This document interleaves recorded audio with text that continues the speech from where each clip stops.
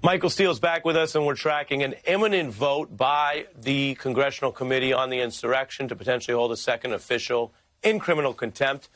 Michael, what is your view of why some officials like Bannon continue to defy, and Clark now, and others like Meadows looking at even the risk of jail, trial, et cetera, and saying no thank you?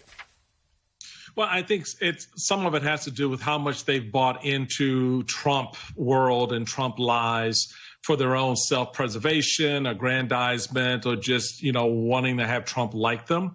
There was reporting, at the end of last week about Mark Meadows and how a lot of his own members of the Republican caucus saw him, viewed him. One member referred to him as a liar, So he's always kind of been this sort of outlier, if you will, this sort of outside of the pocket, sort of trying to take advantage of the moment, the political moment, such as it is. But now this is not that. He doesn't have the protection of a White House. He doesn't have the protection.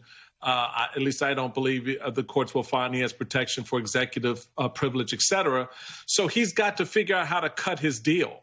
And I think whether it's, what he said in his book about Trump and COVID, and now, trying to figure out how to massage the January 6th committee, he's going to find himself, and I think we're seeing that, standing separate and apart from the Steve Bannons and others who are all in on Trump.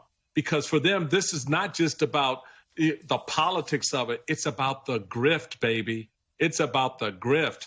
I can go back on my podcast and I can say all kinds of crazy bohemian nonsense and have people just stroke that check and give me their credit card number. And it's the grift. So Meadows isn't in that lane. And that's one of the big differences here. Yeah, grifters are going to grift. And especially if they already went in deep on that politically, then that's both a political and a vocational concern. It's in the seriousness that keeps providing. Yeah. In the seriousness of having accountability to prevent what are measures by some to try to rig and steal future elections, it seems important to draw a line here with Clark. He may have some legitimate and valid arguments about what he knew at DOJ and what can and can't be disclosed, and we'll report on those, respect those to fill in the blanks. But the notion that he can just defy any of this and get away with it is dangerous, because it would mean that there's kind of no consequence or even rewards for being the inside guy, the inside person on the job for the coup. What does it tell you about what decision will potentially be facing the DOJ? Bannon may have been in some ways easier because he completely defied, so he had no such argument, and he didn't work there. Here, they'd have to go after someone who was nominally one of them.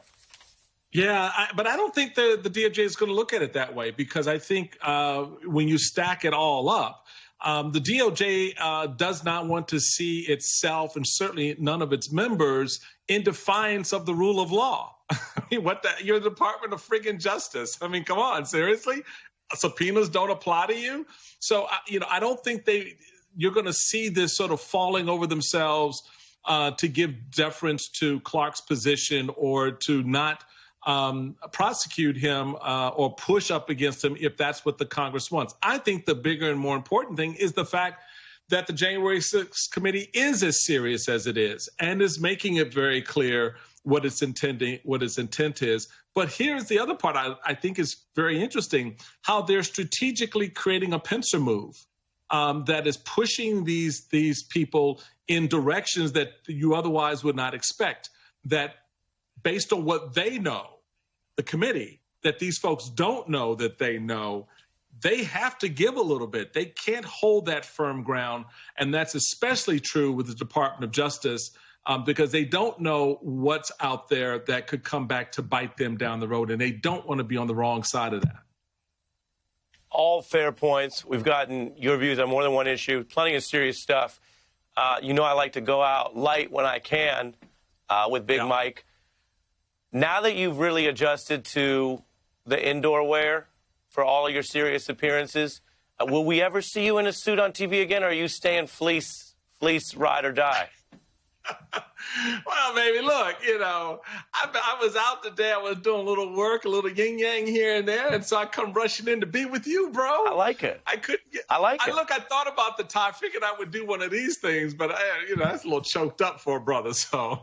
No, I don't. Don't zip it too hot. Don't zip it on account of MSNBC. We just know, and people can Google this. You know, everything's Googleable. You look at Michael Steele over at least a 15-year span. It's a suit and tie a day, every day, and now, you know, it's fleeces all the way down, and we love it. We love you, Michael.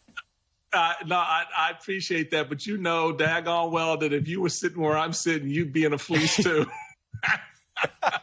You just in the studio, baby. Hey, you get the last word on that one. Michael Steele on many topics. Up ahead, we're going to bring you